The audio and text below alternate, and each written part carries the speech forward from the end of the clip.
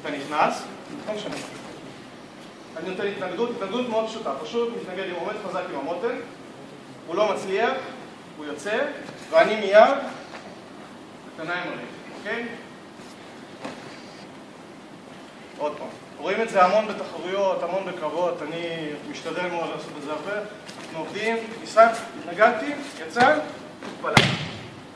כי במצב הזה, זה הדרך הכי טובה לתפוס אותו. הכי טובה. כי כשהוא נכנס ככה, קשה לי מאוד, אני יכול להפיל אותו, אבל קשה. אבל כשהוא יצא, הנה פה, הוא לא חושב, הוא רק חושב בראש על ההתקפה שלו הצליחה, הוא בכלל לא חושב על הרגליים, הוא חושב על המותן, ופה זה הדרך הכי טובה לתפוס. אז רק כמה דגשים על ההפלה הזאת.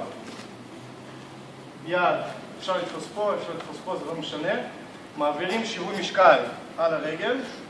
בעצם הכי חשוב זה העברת שיווי משקל.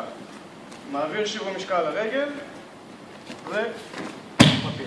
זה הכל, מאוד פשוט. עוד פעם אחת. נותנים, ניסה, לא הצליח. פלה, אוקיי? נעשו.